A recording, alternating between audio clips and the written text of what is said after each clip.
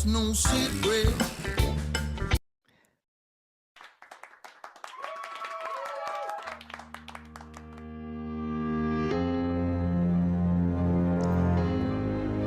Hi, everybody! Woohoo! Guess what it's time for? Monday, April 3rd, 5 p.m. Barsha with my special guest today, Peter Michael Marino. Please share. Everybody share. Share with your followers, share with the world, share with everybody that you can, because this one's going to be a really, really good one. I'm very excited to share this amazing friend and performer with you. And so I want to make sure everybody got through April Fools really well. Because I don't know. It was a little scary this time. Anyway, I am inviting, as we speak, our special guest, and we will be formally inviting them to speak.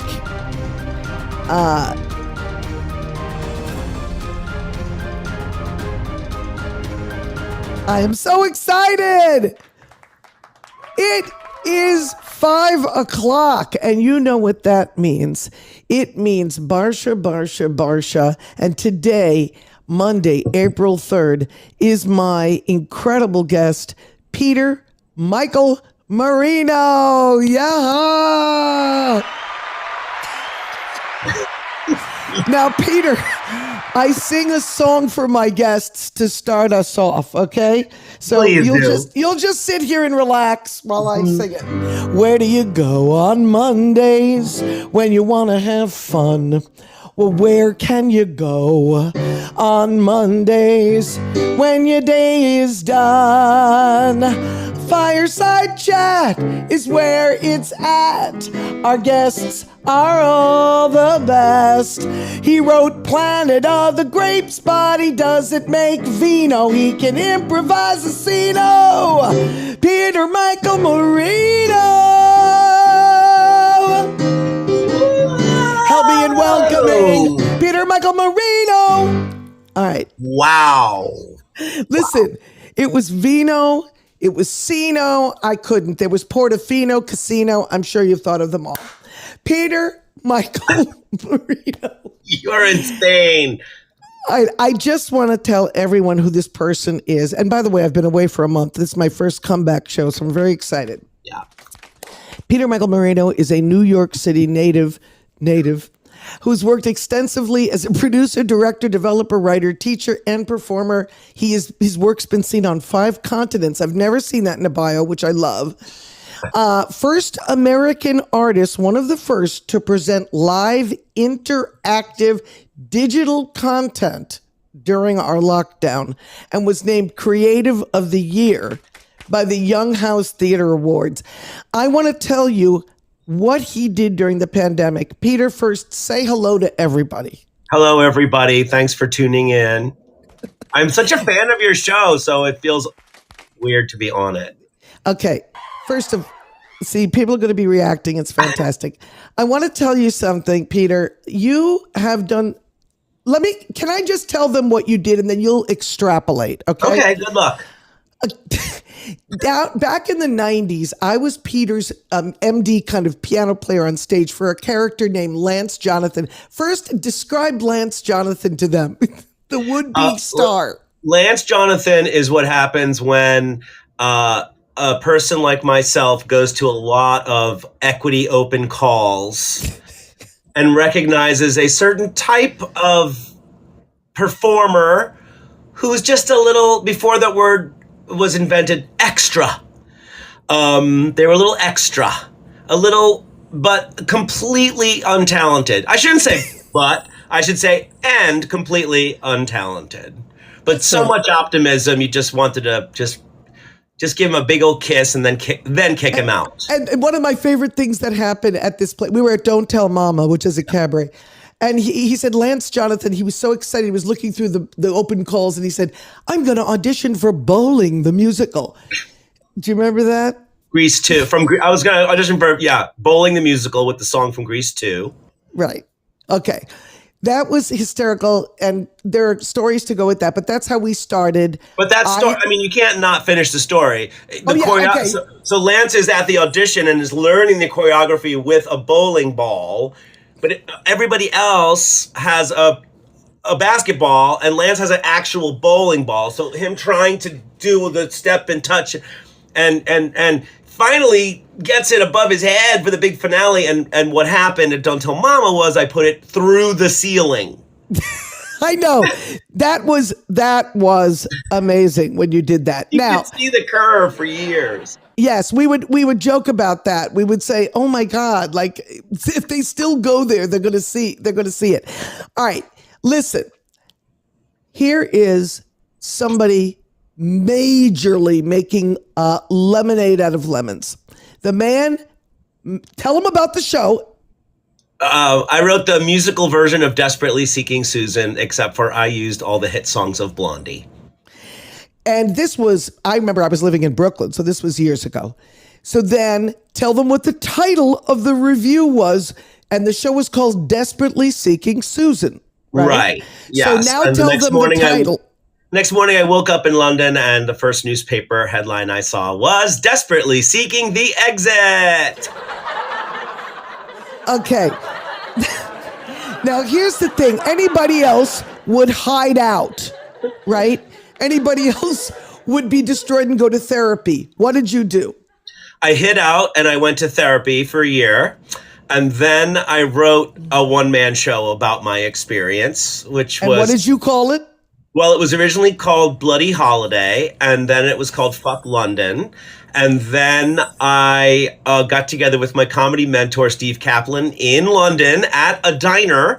And I was like, what do I call this fucking show? And he was like, what's the worst review you got? And I was like, Desperately Seeking the Exit. And he's like, that's your review, and you need to write it from the optimistic point of view of the person you were, not the bitter old queen you are now.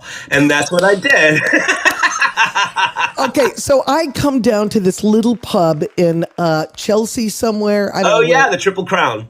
The Triple Crown. It's like a bar, an Irish bar or something. Yeah. Sports bar. And a sports bar, and you go downstairs and see the Bitter Queen doing the show. But it was so funny. You in this one person show about a bad review and actually what it takes behind the scenes. And by the way, you do an insane British accent. Anyway, so he turned this and it became a hit. Yeah. I mean, Desperately Seeking the Exit. Did the reviewer ever find out that you did that? I believe every reviewer who reviewed the musical reviewed the one-man show about the musical, because I did literally a month-long run in London, which was like, what? But they all liked my show about the show better than the show. So that was all really good. Yes, and I made a lot of good friends. They were like ambulance chasers, when you have to we're delaying the preview by an hour, there's problems backstage. We had like a fucking, a doctor. We had a director doctor, a script doctor, a choreographer doctor. So it was like a hospital more than a musical. And, so by the time it opened in London, like everyone was really hungry, and enough time had passed where I was just having fun with the story, but also that the audiences weren't as, it was more, they just love the goss, they love the goss. They want to hear all the backstage stagey things. Yeah, they want to hear yes, they do. And then I wound up teaching there for many years and still have many friends there. And I determined to be in a panto. If it kills me, I will be in a panto. That will happen. Now, I want to there are so many things to talk about because you're a damn genius. What you did in the pandemic, you kept me laughing during the pandemic. I have to tell you. First of all, Desperately Seeking the Exit, I'll never forget it because that's what I do too. I take things like you came to see, I'll never forget you coming to see A Womb with a View, that show, and you just turned to me and said, "You're really sick." You're really sick. It was Literally the best compliment I got from anybody ever. Okay, so tell us about Planet of the Grapes. I didn't even know that this art form existed. I didn't either. This everything that's happened to me or that I've done the past 10 years have been things that like so I'm on Slack. Is anybody out there on Slack? Is like a business thing, and like everyone is like, "This is really important. I'm going to tell you right now." So I'm afraid if I go on, they're clapping. They're on Slack. If I go on Do Not Disturb, I won't see these messages. So all right. So lockdown happened, and I happened to have Desperately Seeking the Exit on my desk because I had just done a very last minute like reading of it for a festival, just for fun.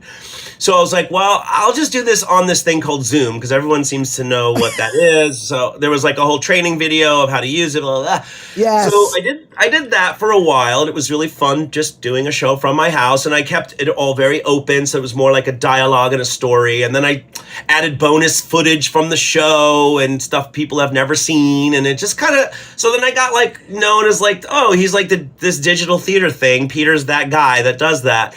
And then my kids show was supposed to go on tour, like literally 2 months after pandemic started. It was supposed to go to the West Coast for like 3 weeks, and it was going to go to Florida. So that didn't happen. So I was like, well, let me figure out how to do my kids show because kids need stuff to do. They're home. There's nothing to do. And the kids show is incredibly interactive. I'm the guy that like the main act doesn't show up, so I'm like, oh, I guess I have to do a show. I don't know anything about that. Wait, that one's called Show Up. So that's called Show Up Kids. Show Up but is I saw the Show Up Adult one.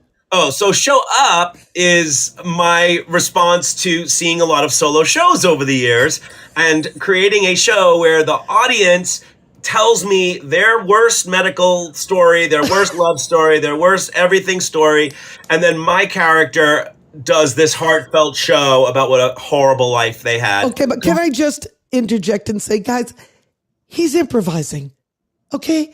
Like, we're a giant audience. I went to this theater, and he's got Post-its. Okay, Post-its. And he'll say, okay, what's the worst thing that ever happened to you? He'll post it up there. He'll do this. Is your brain working as we're telling you this? Because you do a whole improvisational show. Look, I wish it worked well, Deborah. You're talking about me as if I'm someone else. Like, I don't even recognize this person. I am terrible at learning lines. That's the long and short of it. That's the other thing. You did it again. And I can't do You didn't want to memorize. You don't like learning lines. So you said, I'm going to do an improvisational show. Yeah. Of course, then I wrote like 20 minutes of content that works around the whole thing because it really is about social anxiety and it's really about showing up and just taking a chance. And that's exactly what the show is. I'm just taking a chance. So weirdly, I couldn't remember all of these 12 things that I got from the audience. So my director's like, just put them on a Post-it note. And I was like, that's going to be a lot of Post-it notes because this is going to be a show that's going to run for a year. So I wrote to 3M and I was like, hey, I'm doing this show about social anxiety and depression. You did not write to 3M. Boxes of Post-it notes. Boxes for 2 years. Yeah. You wrote to 3M and said, I need Post-its I got a phone number off of show. LinkedIn. It was that easy. So then I got bored with that because I get bored fast. Even though it's improvised, I got bored of telling my own story. Don't we wish we had more friends like that? Thank you. And someone offered me a grant to go into elementary schools. He had seen can we give the people credit who gave you the grant? Or is it just an individual that loves you? He actually doesn't like me talking about it. Thank you. He's an anonymous donor. He is. His company is called the Foundation for Fairer Capitalism. You don't have to talk about it. Okay. But I'm not going to mention him. Okay, great. But anyway, he just loves, he came out of nowhere, saw show up, took me out for coffee, and was like, I'll give you $10,000 if you figure out how to go teach kids in elementary school how to put on their own solo show. And I was like, that's the worst idea I've ever heard in my life. Like, I never want to encourage anyone to do solo shows. Don't, no. I was like, well, maybe storytelling, maybe. I came back and I was like, what if I do a show where they learn about shows by watching the show as opposed, see, I learn by osmosis as a human being. I cannot be taught. I have to not realize I'm being taught. This is like a major revelation that I only came up with like in the last few years. So that was my way of teaching kids about theater. But what it really became about for the pandemic was teaching them about storytelling, because we weren't in a theater. So I adapted. The room I'm currently in became a television studio with. I live around the block from B&H, and we all got checks from the president. So I was just buying lights and cameras and action and everything, and like turn this place into a freaking studio. And before you knew it, I was like doing private birthday parties on Zoom. And like they were projecting me like over like a classroom would like watch on the the whiteboard, the screen, and I would like do the show for. It was crazy. Okay, can I just say though, there's a real dichotomy between Peter Michael Marino for adults and kids, and it's I don't want to bring up Pee-wee's Playhouse, but on some level, you really you just took your crazy energy, which was fantastic. Somehow there's this insane method to your madness. Anything I've seen you do, like I can tell everything is planned, but you make it sound like it's just right there at this time. And that's probably what you gave the kids freedom to do, right? That's exactly it. And I mean, I studied improv with our old friend Sheila Head for many, many years. And what I really took away from improv was like, just say yes to whatever they say and you're fine. That's it. Because I would always be like, I'm clever. I'm going to do something wacky. And then it was just like, don't do that. Just say yes to whatever. So when a kid will say something, like even in Show Up, I'd be like, do you have like anyone have a terrible family member? And they'll be like, yeah, my uncle murdered my mother's sister, and I'll be like, okay, I'm going to put that on the board, One time in the kids show, it was like, okay, there was like a dog in the show and an old man and the dog was barking or something and saying, what did the old man do? What did the old man do? And this kid is like, he shot the dog. So I had to put that into this story. It's like Mad Libs, right? Okay, he shot the dog, and my brain is like, here's where I never work again. Here's where I lose them, then walk out. It's the end of my career. But you can't say no. You got to say yes. You can't say no. And I was like, okay. So the old man took the dog to the circus, and sure enough, the girl that was supposed to get shot out of the cannon broke her ankle. And he said, my dog will do it. And he put the dog in the cannon, and he shot the dog out of the cannon, and the dog became a superhero. Blah, blah, blah, blah, blah. Yeah. See, that's what I mean by your mind. That's just how my brain works. That is how your brain works. And it works on so many levels at once. Now, okay, so let's say we get shut down. How soon after the shutdown of the pandemic did you go, okay, I'm going to create a studio in my apartment? Well, I did Desperately Seeing the Exit literally 5 days after the shutdown. So that's what made me apparently the first American, one of the first Americans to do that. Right. Then Show Up Kids was about a month and a half later, and that's when the studio sort of got built. And then that lasted over a year. I did Show Up Kids like 75 times, maybe more. Wait, didn't you do the adult Show Up in the theater before the pandemic? Because I saw you in a theater. You might have seen, I did one special performance called Show Up Kids Adults Only. Yes, I think that was. And that was in the basement of that theater on That was it. That was it. Astor Place. Yeah. I mean, standing ovation. Everybody went crazy. Oh, that was really fun because I got to like say fuck in my kids show. It was great. Yeah, but exactly. I made it like it was still like, the thing of that was, wait, what are you all doing here? I'm supposed to do a kids show. Oh, that's all I know. It's funny. What it used to be was like, I can't do a kids show. I don't even have any kids. I've never done a show. And recently my director was talking to me. She was like, yeah, I think it's more like, I'm too old to do a show. I'm too old. And I was like, oh, so now my show is like not just a message for kids. It's a message for their parents. Like, yeah, you can still walk.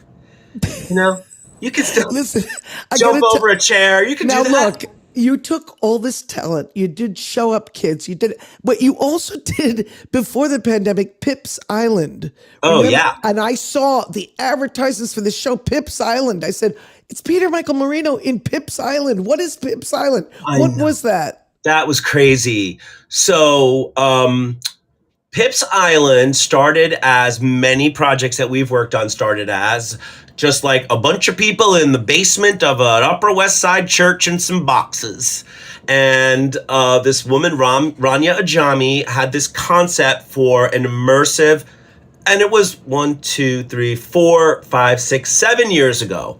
So like really the only immersive thing was Sleep No More, and that's adults only. Yeah, that's true. So she was like, I want to create an immersive experience for kids that like they have tasks to do. It has smells, it has sights, it has characters that also like live in another world, like in books and cartoons and TV shows. And I was like, sign me up. And what's funny about this, if any performers are listening, I know that why would that happen, right, Deborah? They're busy self-taping. Yeah, exactly. I had to do one, and I was like, yeah, I'm never doing that again. When I went to the audition, it was there were like 4 sides, and the characters were like a crazy badger inventor, or like a goofy turtle, like all these like character parts that I was like, I could do this with my eyes closed. And then there was one that was like the villain, and he was like this long, slender, very creepy looking, like almost vampiric character named Jules Volter, and I was just like, I don't do that. That's not me. So, I already gave you the end of the story. So go to the audition, and I do all the shit, and they're laughing, they're loving it, and they're like, could you do Jules Volter? And I was like, and they're British, of course. I heard that. Like, I heard when you did that. Yeah. And I was like, sure. And I hadn't made any choices because I just didn't want to do it. And in the moment, I was just like, okay, so this he's really a villain. He's literally trying to like kill children and destroy an island and make it his own. He's a real asshole. And I was just like, well, I'm just going to make him really stupid. So I said exactly what was on the page, but I just made him stupid. And then there was like physical stuff. And I remember at one point, like it was at, like 522, one of those audition places. And I just like opened up the door and just started like talking to the people in the hallway. Like, it is mine. All of this is mine. You will not get it with your step ball change. You will not get it. And I just went on this rant at 522. And there's all these people in these rehearsal halls waiting. Totally. I thought maybe I'd get another audition out of it or get banned. Either one would be a great choice, actually. A great life course. Went back in, and of course, they had their lunch on the table, of course, because New York. Oh, and yeah. I just grabbed you're something off there. And they're eating while you're auditioning. It's a long day, Deb. You know. It's hard to sneak it in between. So I grabbed it, and I went under the table, and I just said, "End scene." And I got up from under the table. I apologized. And they said, we're not supposed to do this, but we just want to offer you the role of Jules Volter right now. I was like, oh, okay, that's how it goes. Yeah. So, you see, yeah. 2 workshops later, I'm suddenly a writer on this thing and learning all about how immersive theater works. It's very challenging and technical, and it's a stage manager's dream because they get to figure out. It's like doing all the tracks on a Broadway show, like who's the swing and who's going to go on if that does this, and you're doing the same show basically every hour. A different group of people are coming into your space, and you're doing your show for them. Luckily, it involved tons of improv, so I did not get bored. Also, I was just working with really great people. Granted, most of them were under the age of 20. No, they were under the age of 30. But there were a few older people like myself in there, and we were like the equity people. Like, we work 2 minutes over, But it was a great year. It was an excellent year. Well, yeah. One of the things all the celebrities came. They all came. Jimmy Fallon came 3 times. He loved that freaking show. Yeah. You see, to see people in the audience. Well, he has kids, doesn't he? Too. Yeah, but he came alone once. Jimmy Fallon. I thought he was trying to get my job. Oh, I love it. Okay, so Pip's Island. Here you are. Now the pandemic comes because that was before. Okay, so now can we talk about? We need to talk about toy theater which I didn't know was a thing. Right. Okay. So now you did this thing, Planet of the Grapes. And what was the premise? What were you doing? It was so great. I remember watching it. Go ahead. Folks can still watch it if they want. It's just. I think I might have a little clip of it, but go ahead. Oh, wow. Okay, so I've always loved Planet of the Apes, obsessed with Planet of the Apes. I actually once got caught shoplifting in 8th grade from a Toys R Us because I was trying to get like this makeup clay so I could keep making Planet of the Apes faces. Okay. Yeah, I was banned from the Toys R Us. Okay, I love it. Yeah. So I love Planet of the Apes. I hate puns with a passion. And when I was working on Desperately Seeking Susan, I lived around the block from a place called Planet of the Grapes. It was a wine shop. And I just always hated it. And I hate puns. Right. But yet, okay, and then theater sports, improv, doing with Sheila Head, going back to that, we used to challenge each other to games. Like, I challenge you to do an improv scene that, goes backwards or uses each letter of the alphabet or there's some parameter. Right. You have to go to the McDonald's on the corner and get a cheeseburger and come back by the time the scene is over. Like shit like that. And one of them was called I Challenge You to a Planet of the Grapes. And that is you take grapes and you shove them up inside your lips and you have to do a whole scene like this without them pouring out. And you automatically become an ape from Planet of the Apes, the original. So it was always in my head, and during pandemic I love the beach, and I went to the beach a lot. I just went to Rockaway like constantly, and one day I was getting high in my little beach tent, and I was like, what if Planet of the Grapes is like a real thing? Like, what if it's like a stupid like puppet show with like real grapes? So I just started jotting stuff down. Keep talking. I'm going to get the clip. Keep talking. The next thing was, real grapes is really stupid. What about if I use rubber grapes? And I live in the flower district, so there's lots of different kinds of rubber plastic fruit. And then I was like, well, actually, there's different kinds of grapes. This is interesting. So the purple ones can be the gorillas. The orange ones would be the orangutans. The red ones would be the green ones would be the chimpanzee. Like, that made sense. And I was like, oh, what would the humans be?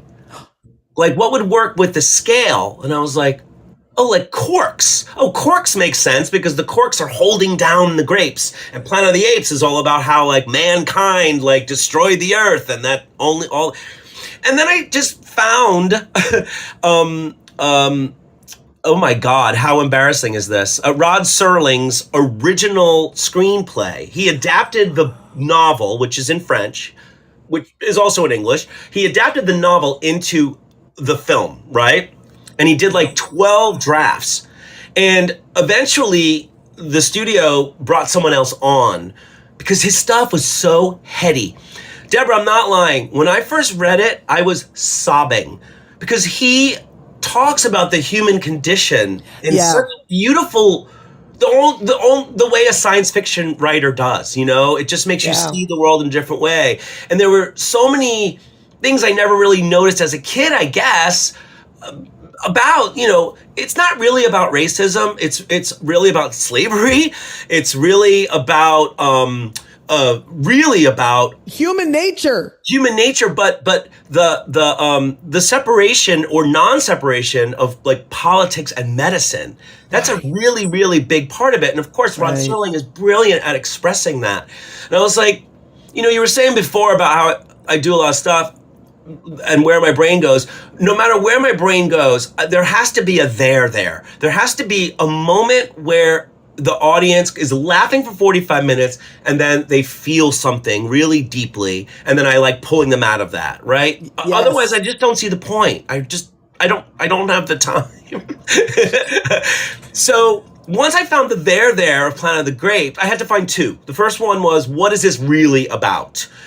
And my frequent collaborator, Nicole Biancasino, fully supported all of this and talked me into using plastic stuff. And then I just started making these little sets and like just out of like cereal boxes and stuff. And I was like, what the hell is this? What am I doing? What am I doing? And I Googled some shit and I found this thing called toy theater, which was like a thing that happened in the Victorian era, and people couldn't always afford to go to the theater.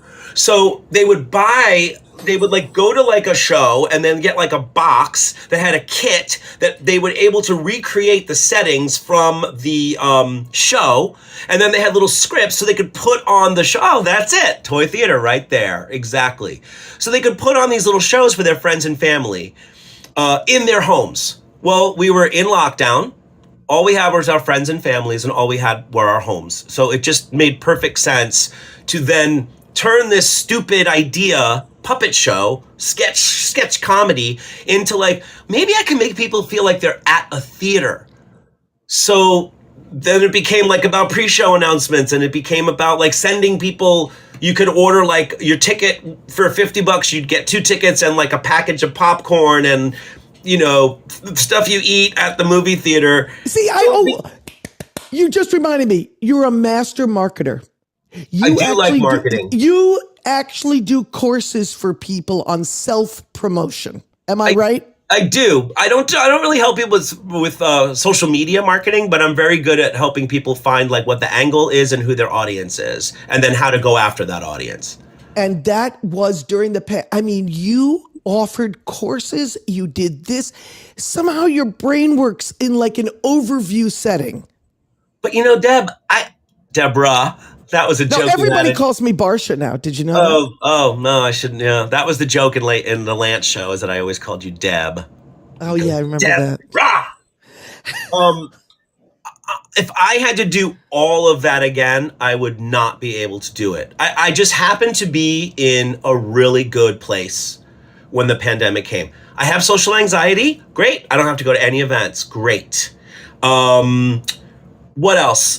We have money coming in. We have money. You know, Pips Island closed, so I had unemployment from that, and I had equity health insurance from that. So that's how you could do it, and you created out of all of it. I hate to say it, but like, you know, when you don't have money, it really does slow down your creative process, because you can't figure out ways to bring stuff to life. Okay, now that brings us to the most incredible thing that's happened to you. And I'm not saying it's not by the way, if anybody ever saw the off-Broadway show Stomp, that's where Peter started. Oh yeah, I was in that. And how long were you in Stomp before I go to the next? I was in it for 2 years and change, and then I got bored. And I was like, yeah, I'm going to leave my cushy off-Broadway show and do voiceovers. And then a year later, they asked me to come in to do some extra shows for Christmas. And then they said, would you stay for another year? And stupid me said, yeah, only if I get to cover another role. So I was then a swing, basically, for about 2 more years. Okay, I don't even want to explain the concept of Stomp. Look it up. But basically... But you know, if you're like this track, and you're the 1 and 2 and a 3 and a 4 and on Saturday night, you're the other track, and you do the 1E and a 1E and a 1E and a... Oh my God. But you're banging on objects that are found, like garbage cans and all this stuff. This thing ran off Broadway. I don't even want to tell you. 30 years. 30 years. It was like Blue Man Group and Stomp. Those were the 2 things that ran off Broadway. So when you told me you started in Stomp, I just laughed my ass off. But you have great time. After Stomp, of course, I got called back for Blue Man Group 100,000 times, because that is also playing percussion and all that. And I finally did not get cast because I'm too expressive. Listen. And that brings me, segue-wise, to what you just touched on, which is voiceovers. Tell us some of the voiceovers that you've done, and I'm going to close my eyes and listen. Okay. Introducing the new fragrance by Celine Dion. Oh my God. I didn't even say it without laughing. It's so stupid. You made a little money at voiceovers, didn't you? I was like a stuffed up bottle of Robitussin for a long time. That was a couple of years. That was a good gig. Yeah. And then I was actually out with my old agents recently, and they were like, yeah, I remember you did Toad the Wet Sprocket. You did Avril Lavigne, like all of their albums. No one knew who they were, but the best one was, I remember the people in the studio laughing at like how ridiculous this was. It was featuring the new single "My Heart Will Go On" by Celine Dion. It was for the Titanic album. We were like, who's gonna buy this thing? We were literally rolling our eyes. Okay, look. You heard it every day for 10 years. Wait, did you do any cartoon characters? Because you would.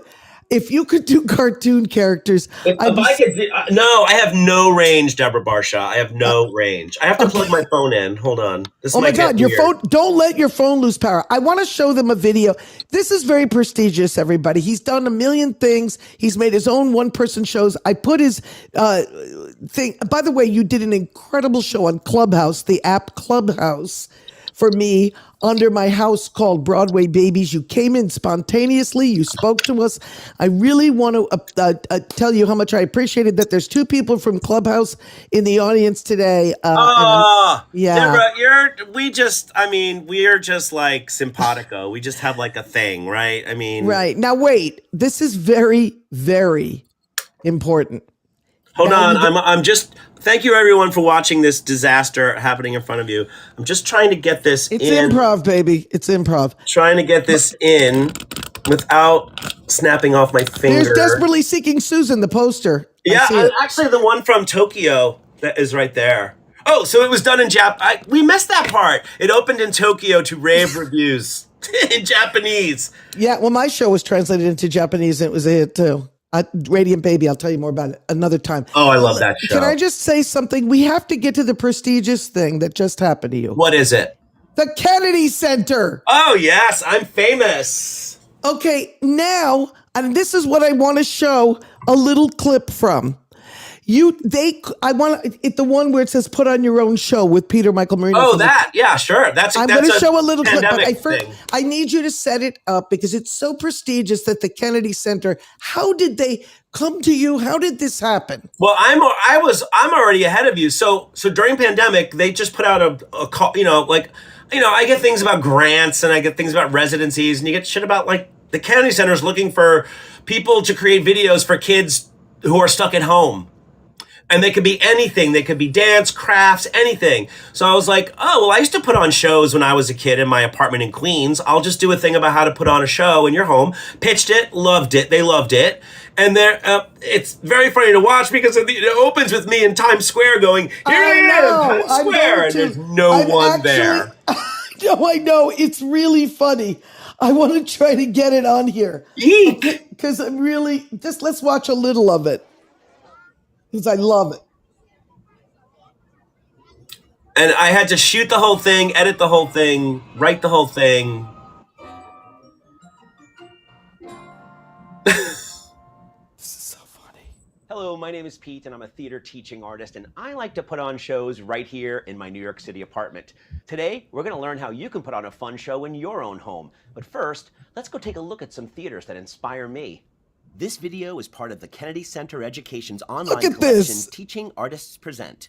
We're teaching artists from walking around Times Square, just trying to find anything that was lit. Here we are, the Theater District, Broadway, Times Square. No one's there. There are so many different kinds of theaters here. No one is there. Shows happen. This is a theater where eager audiences go when they're looking for a good story. On the day of the show, the audience goes through the lobby. They show their ticket. An usher takes out a flashlight, shows them to their seats. When suddenly, the house lights go down and everyone gets excited. You did so good with this. Is about to begin, and then the curtain goes up. The lights come on, and we see a set, which lets the audience know where the story is taking place. That was before 6 even opened. Come on stage. Oh my God! Look, that's 6. And when the play is over, the actors There's no one there. The audience applauds. Wow, thank you.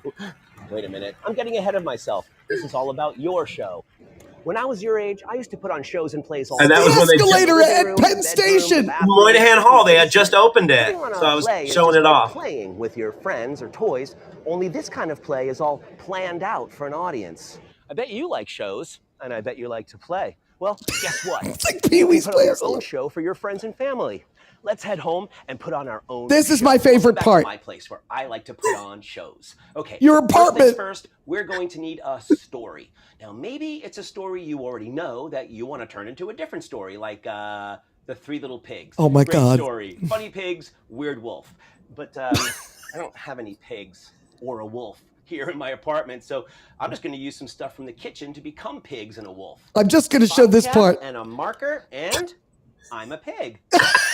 Gloves, tongue, I'm a wolf. Or maybe the characters in the show can be puppets made out of anything, like these three pigs and this wolf. Okay, now it's time for the set. Our three pigs live in three houses. Oh my God, this is flashing me back. Okay, I'll take it off. Okay, can we have applause for this? I mean, that's like major, okay? Deborah, I am not technical. I am like holding a thing. No. Like, I'm not laughing. I'm laughing with you. No. Oh, I know. I mean, it's hilarious for me to watch this because I think I made it look easy. I don't know how that's what I said. You have an ability, and if I just turned into my 6-year-old self, I was just like, what you did, because your adult self telling the story of desperately seeking the exit with a bad review and everything that goes on, and then going and realizing, oh, this is the spirit of a kid. This is what keeps us young and in New York. That's what Lance is really. Lance is really like the best example of arrested development, but like not even like 12. He's like 10. He's like 10. Now look. Yeah. So you get you do this. Okay. Can you talk about the times you've gone to Edinburgh for the Fringe Festival? Well, I have to do a commercial first for the rest of the stuff I did for the Kennedy Center. Please do the Kennedy Center. This might interest some of your listeners. So that went really well. That video did really, really well. And also, like, they worked with me on it. Like, we had, like, discussions and we made different edits and changed some words. So they were invested in it, which was nice. Well, then, about a year ago, they asked me to create a series of videos all about the world of opera. 5 videos. Wait, is that on YouTube? As you're talking, I'm going to find it. Go to my website. It's on my website. Okay, keep talking. So, listeners, I know nothing about opera. I saw one opera when I was 14 in Lake George in a high school. That's all I know about opera. And so, of course, I said, yes, I'd love to do that. And so I immediately you say yes to everything. got this book, Who's Afraid of Opera? It's a great book. It's actually funny. And it was recommended by my first meeting in DC at the Watergate Hotel. And there's Timothy O'Leary, who's like the artistic director of the Washington National Opera, saying, oh, it's so nice to meet you. Yeah, let's talk about opera and read this book. And he goes, it's funny. And I'm like, yeah, the guy who runs the opera is telling me it's funny. It is literally funny. It's great. So I did that. It took me like 6 months, I think. And I wrote this whole, they call it an evergreen suite, meaning like it will never not be timely. So like I don't say things like TikTok or anything in it, but it really does teach people, adults as well as kids, what opera is. And I have become a fan of opera. Oh my God. Wait, we got to watch this. This is unbelievable. I've never seen this. This is a production company, 522, did all the animation. I'm Pete, and I don't know a lot about opera. I mean, I know what a soap opera is and what a space opera is, and I've heard of Phantom of the Opera, so what the heck is opera? Opera is life. Inspiring. Fancy. Transcendent. Loud. But beautiful. That's Timothy O'Leary. A lot. Wow, sounds kind of weird, and also kind of wonderful. So, okay, how did this whole thing start? All right. Where did opera come So from? there's actually only 4 of them. We made 4, and it's the history, the music, the stories, and the people. And what was so cool was I got to go to the Kennedy Center and like go to their costume shop and like look at all the shit and like talk to the seamstresses and costume people, and then like. One day I was there like, oh, do you want to go backstage? The horse is coming in. I was like, fuck yeah, of course I want to see the horse. This is amazing. Okay, this is fantastic. So you've become, you're like So this. it gets better. So I do all that. So I do this video series. It's up to 30,000 views on Facebook, on YouTube, right? People are digging this series. And then they ask me to write So once a year they do a look-in, which they invite 2,500 4th to 8th graders into the Kennedy Center in the middle of the run of an opera to do a truncated version that teaches them all about what's happening, what's the opera. So they asked me to write it, not host it, thank God, because I would never want to memorize all that shit. Everything I did in your video you just showed is all, what's it called when the words come up on the screen? Teleprompter. Thank you. I was like, I have to have a teleprompter. I'm not doing this when I'm done. But so the opera is La Boheme, and for those of you who don't know or maybe are interested in opera now, if you like musicals, you should like opera because opera's a musical times 40. It's huge. And the video series really talks about how there's different kinds of operas. I mean, my job was really to demystify what opera is. And since I only knew one thing about opera, like it's Bugs Bunny or it's, Lake George Opera Company, I had to learn, and I was like, oh, wow, opera really is done everywhere in so many languages. And they can be, I went to see Blue 2 weeks ago. It's Janine Tesori's opera. It's like 10 people and no set, just tables that move around. Oh my God. Talk about I have to see that. Literally I love crying for 2.5 hours, crying for 2.5 hours, crying. Oh my God, I've got to see that. Operas are so beautiful. If you just give into it, it is a beautiful experience. So, I mean, listen to me. This was not me 2 years ago. You went from not knowing about it to being like. So it's La Boheme. And for those of you who don't know, obviously, you probably know Rent. Is La Boheme. I saw Rent maybe once. I'm not like a fan of Rent. So I was like, oh, this seems familiar. But then I watched Zeffirelli's film version of it and I was like, this is the easiest opera. There's like 7 characters.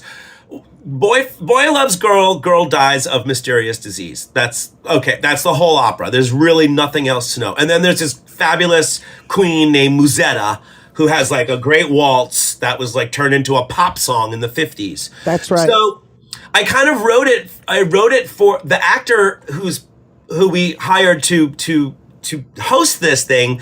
Comes from the place of I've always wanted to be in an opera, and now I am. And the stage manager's on the God mic going, "No, you're not. You're host. You're doing the look-in." So I found that angle of like kind of what my enthusiasm would be now. Just like just who I was in the video was like, I can't host this. I don't know anything about opera. Oh, that's what I'm gonna do. That's my character. You're the king of meta. Yes. You're the king of meta. I think I was meta before meta was meta. You're right. You're the king. You're right. You're right. That's it. And that's why I love you, because I love meta. That's it. Yeah, but it's really fun, like writing this script, which there's like 5 good chunks of the show. And for those of you who know La Boheme, it's pretty much it's all of Act 2, which is the big crowd. 101 people will be on the stage. Oh my God. I mostly just can't wait for tech. Like I'm just the writer. Like they're rehearsing this shit without me. I just can't wait to be like, I'm a tech of a show I wrote at the Kennedy Center. Like it's so nothing I ever would have thought ever. I know. But I actually thought of you today because I was going back and forth with like there's like a music librarian they're called there because they really like know like where everything goes and every production, and I learned how to like count back from 16, like rehearsal markers and things, and learning how to like read the libretto in English and go along with it in Italian at the same time. It's very interesting. Like all of the things we learn in our careers like sort of do add up at some point and become helpful. They do add up. You're right. Everything. Yeah. And only in the last 15 minutes of my show do I ever ask anybody, either in the Q&A little thing, you push it and you can ask questions, or you can come up, whatever you want in these last 15 minutes. Just know that you're free to come up or ask a question in the Q&A. Listen, we have not gotten even into, I want to briefly talk about your childhood, because what were you doing running around the house in Buffalo? Was it Buffalo? No, Queens. Oh my God. You were born in Queens? Yeah. So I was born during the blackout of 1965. Is that why that you call yourself Blackout Pete? Correct. Okay. Go to Twitter, everybody, and follow. No, I'm locked out of my account. Don't go there. Why are But you I'm locked Blackout out of Pete on Instagram also. a Blackout Pete on Instagram? Why are you Yeah. locked out of Twitter? So I was born on November 9th, 1965 during the blackout, and Right. that's where 9 eastern states blacked out, which is why I believe in aliens. So there. That's who you're dealing with, people. Someone who literally believes in aliens, okay?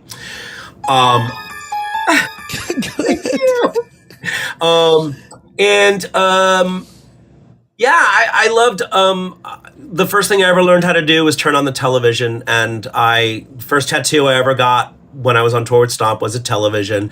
I'm totally a television kid. I literally remember watching the very first episode of Sesame Street. I wrote to Zoom all the time. I couldn't wait for the Electric Company. Saturday morning, all the lineup of all the new specials and stuff, I was like dressing up like Scooby-Doo. Yeah. You could have done Blue's Clues. Oh, I know. I love that. I love that show. And the guy You never watched. You're not old enough to know Captain Kangaroo. Yo, totally. Oh, Deborah, this is hilarious that you just brought this up. So there was a bit in Show Up Kids Online, right? Yes. Where I did all these jokes about how, well, we all have so many toilet paper rolls left over. You can use them for binoculars. You can use them as a big straw. Like, I did a whole gag about that. And then I had a rope off to the side, and I'd pull it, and all of these toilet paper rolls would fall on my head. And I just saw a YouTube video. I saw a Facebook Live that I did 2 years ago where I'm like, you guys, I've been trying this thing out. If any of you know Captain Kangaroo, you know how important this is to have ping pong balls falling on your head. I'm going to make this work. And I do it like 3 times, and the last time it finally works. And then we cut the bit from the show. Listen, you are living your best life. Oh, I think I am, actually. You really are. And I don't like, I asked you before you came on here, I said, can I talk about anything with you? I reserved the celiac for now, only because on your Twitter profile, it says something like actor celiac Scorpio. And you're out there with your celiac disease, right? You're well, I was diagnosed like 20 something years ago, and like there wasn't even really an internet. Really, you couldn't just look stuff up. There certainly was not a Whole Foods. So, and I went on tour. I was diagnosed. You didn't know all those years. Growing up in Queens, I was the tiniest, skinniest, pale little kid on the block. I used to wear a T-shirt in the summer over, not so I wouldn't get burned, because I was so skinny. I was like embarrassed about how skinny I was. And then like in college, I was like, how come I always want to sleep after I drink beer and everybody else wants to party? I don't mean to laugh. And then, like, growing up in an Italian, half Italian family, you'd like go out to Aunt Marie's in Syosset on a weekend, and you'd just be surrounded by like cake and lasagna and bread and pasta, and I would like eat it, and then I'd be like, I have to go lay down. My father would be like, you're not going to lay down at your Aunt Marie's house. You're going to stay up. You're going to play with your cousins. Now go downstairs. I'd be like, ugh. So I just didn't know, and then just from some random blood test for something else, they were like, you need to get tested for something because you have no iron in your system and no vitamins. And you're also 135 pounds and you're 5'10". So and that was like very scary time for. Yeah, you make jokes about it all the time. Yeah, it was a scary time. And then it was some doctor at St. Vincent's, and he was just like, my friend, after giving me an upper endoscopy, he's like, my friend, you are the perfect example of someone with celiac disease. And we became very good friends, and I have a nutritionist cousin, which helped. Yeah, and I got through it. But like, I went on the road with Stomp right after that. So I was like, oh, now I have to figure out how to eat on the road. And I basically just like ate like chicken salad and potato chips. Like that was kind of like always safe. Wow. Okay, I really appreciate it. I always want people to tell us the things. You just seem to make everything such a joy out of you. I know it comes from going through depressions. I mean, I've done it. You know what I mean? We take it, we create value out of it, and we let everybody else see it, so hopefully they feel something. And I want to tell you, it has been a joy having you here today. I mean, the energy is amazing. Does anybody have anything they want to ask? I'm just looking in the thing. Oh, everybody. Oh, my friend Sheila Ray is here. Oh, my God. Cassidy. Thank you, Joe. Thank you, Woody. There's my mother, Martha, with a heart above her head. I love it. What do you have coming up? What's going on now that we can look forward to? Well, weirdly, I've been doing a circus show. I've been doing a circus show in Bushwick, which is 5 blocks from where I was born during that blackout. Are you kidding me? Wow. And my father went to high school 2 blocks away from the venue that I'm in. Is that crazy? Your father was born, they were born in Brooklyn? Yeah. My mother was in Queens. My father was in Brooklyn. My mother went to Erasmus Hall High School. She's down there, the same high school. Oh, I went to St. Matthias. St. Matthias. Okay. Ugh. So, okay. Don't go there. So you're saying you're doing a circus show? Because I'm going to be watching out for this. I've been doing this circus show for, it'll be almost 18 months. Can you tell that I keep track of everything because I get bored after 2 years? It's called Moonrise, and it is an immersive, high-level cirque experience. Wow. It involves, you find out, it's all about the 13 moon goddesses. And I didn't even know there were 13 moon goddesses. Yeah. Lucia, Freya, Medusa, Morgana, Amazon, Salome, Sibylla, Sphinx, Hecate, Maenad, Lilith, Nymph, and Elve. Come on. You said you don't like memorization. That was amazing. Oh my God, Deborah, I knew you were going to say that. You know how I memorized it? How? I wrote a song for it. Let's hear it. Lucia, Freya, Medusa, Morgana, Amazon, Salome, Sibylla, Sphinx, Hecate, Maenad, Lilith, Nymph, and Elf. You'll also notice that I made the letters all. Lucia, Freya, Medusa, Morgana, Amazon, Salome, Sibylla, Sphinx. I put all the S's and the M's together so that... Okay. This is an ADHD thing. I get it 100%. So now where can we see the circus show? So that's on Fridays and Saturdays. It's really, really cool. I hate Cirque du Soleil stuff, but this is not that because there's no weird, clowny creatures doing weird movements. There's people hanging from their hair. There's they do silks, and everything happens. A balancing act that's 15 minutes long. That's totally silent, and it will people are like this the whole time. It's unbelievable. Okay, and I'm the kind of I'm the host clown, so I do wear ruddy kind of cheeks and eyeliner. Here's me. This is me. I am 50 million years old. And I am going home from Brooklyn on the L train at midnight on a Friday night with makeup smearing down my face and probably a shot of tequila in me. And that is exactly what I did when I was the same at 25 years old. See, this is how we do theater in New York. Look, I just want to say this has been an hour that I will never forget on my show. Or get back. I love you. Barsha. I love you, Peter Michael Marino. We have stayed in touch all these years. I don't even want to think about how long it's been, but thank you for coming on the show. Give kids right now one sentence for them if they feel this creative stuff that you felt in your life. Don't be afraid to be weird. That's